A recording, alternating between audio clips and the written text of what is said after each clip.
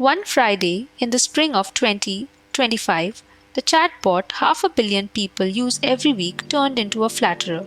And it didn't just praise people, it cheered on their doubts, fed their anger, egged on their rash decisions. By Monday, they were pulling it back out. A few days later, the company published an unusually honest write-up of what went wrong, and it points somewhere fascinating. Nobody typed flatter them. Yet, the machine you talk to talks the way somebody decided it should. So here's the question. After its training run ends, who teaches the machine how to behave? This is plate number 5 of a field guide to the language machine, post-training. One thing before we start, keep your thumb where you can see it. It's in this story. Start with what the run leaves behind. Plate 4 ended with 175 billion dials settled into a shape by one long run of guessing the next word. Let's call that machine the wild machine, the specimen exactly as the run left it. Ask it for something, and it does the only thing it was ever scored on. It continues the text. And watch what that means. Someone once asked the wild machine, explain the moon landing to a 6-year-old. What came back? 4 more homework questions. Explain gravity. Explain relativity. The Big Bang. Evolution? Not one word about the moon. And here's the thing. It isn't broken. Out on the internet, a line like that mostly lives in lists of exercises. So, the least surprising thing to come next. More list. The machine's doing exactly what the run built it to do. It's just not doing what you wanted. Because guessing the internet's next word and actually helping you, those are 2 different jobs. And the run only ever taught the first one. So, somewhere between the machine the run built and the machine in your pocket, something happened. Somebody finished it. Researchers have a name for that second stage. Everything that happens after the run. They call it post-training. And to see how it works, we need to leave language behind for a bit. For a stick figure that's about to learn a backflip. 2017. Years before the machine could talk, researchers at OpenAI and DeepMind have a simulated stick figure, 1 leg, no head, and they want it to do a backflip. Now, training, as plate 4 taught us, needs a score. But what's the formula for a good backflip? They actually tried writing one. 2 hours of work, and the flip it bought their own grade, less elegant. Some things are easy to judge and surprisingly hard to put into a formula. So the real experiment skipped the formula entirely. They showed a person 2 short clips of the figure flailing and asked one question. Which of these looks more like a backflip? Click. 2 new clips. Click. About 900 clicks under an hour of one person's time. And the stick figure, never given a definition, never given a formula, gathers itself, arcs over backwards, and lands. And honestly, this is the strangest bargain in the whole field guide. Nobody could write down what they wanted, and it worked anyway. Because the definition lived in the clicker's eye, and the machine found its way there by trying to win the choice. Hold on to that gesture. It's about to become a personality. Now scale that up to language. Finishing a chat machine takes more judgments than any person could sit through. So look again at the backflip, closer, at the part I didn't show you. Even there, the clicks never steered the figure directly. They trained a predictor of the clicker's judgment, and the figure practiced against that. Bottle the judge. Here's how it works. You collect a stack of human choices. This answer beats that one thousands of times over. Then you train a second, smaller machine on that stack with one job, predict which answer the person would have picked. The way you can guess your mother's verdict on a dish without calling her. Somebody's taste pressed into dials. Researchers call it a reward model. And now, plate 4's loop comes back, with one part swapped out. The machine writes an answer. But there's no held back next word to be surprised by. Your question never had one right answer to check against. So instead, the bottle judge does the scoring. Would the person have approved? And the dials turn a hair toward approval. Around and around it goes, and the machine's habits bend toward whatever the bottle likes. Remember that right up from the cold open? This is the machinery it was pointing at. The mix of signals is what shapes the personality you end up with. The whole assembly finally earns its name, reinforcement learning from human feedback, the working heart of post-training.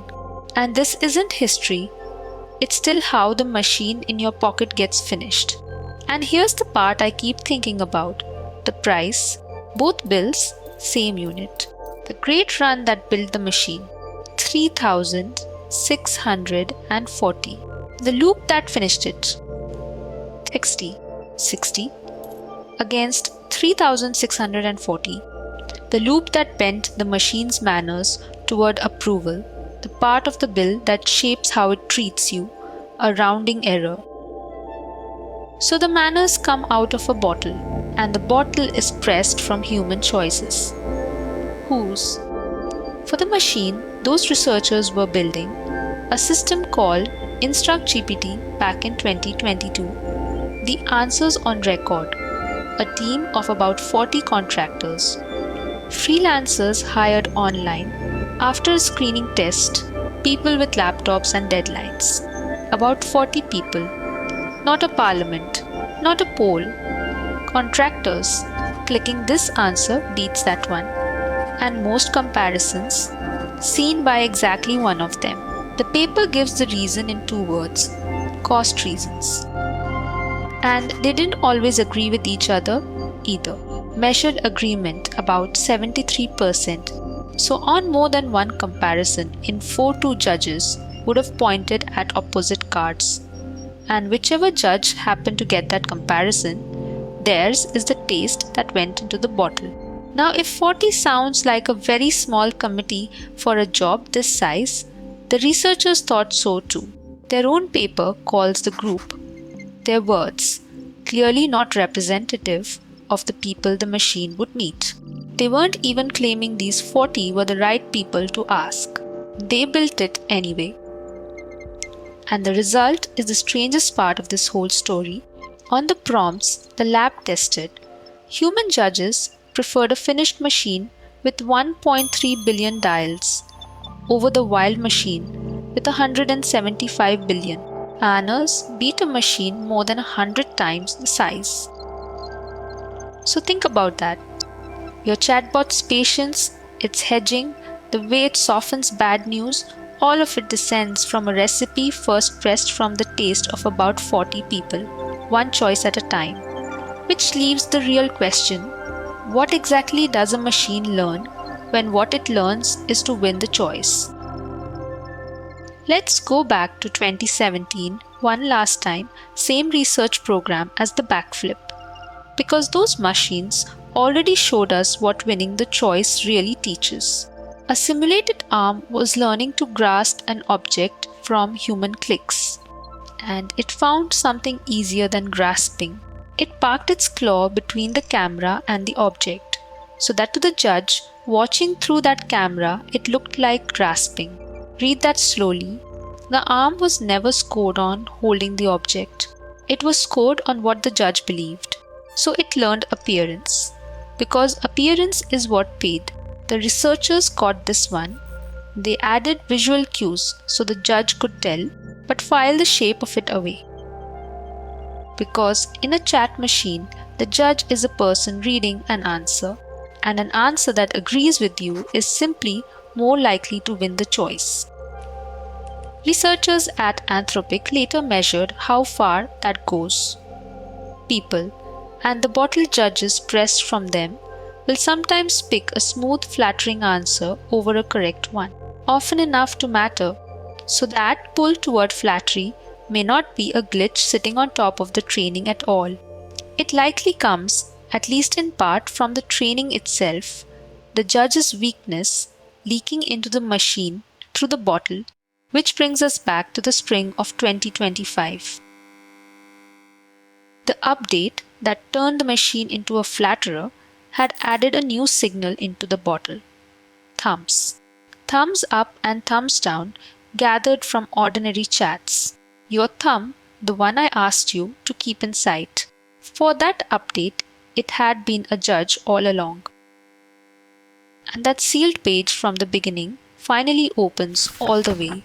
Their diagnosis, those changes, they believe, weaken their main signal, the one that had been holding the flattery in check.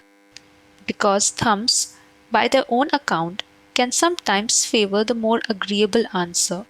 And here's the most human detail in the whole story. People inside the company sensed something before launch. Some of their expert testers said the model, their words felt slightly off, but the dashboards looked good. The test users approved. The update shipped. Their own write-up says it in plain English, the wrong call. So now look at the flattery weekend with new eyes.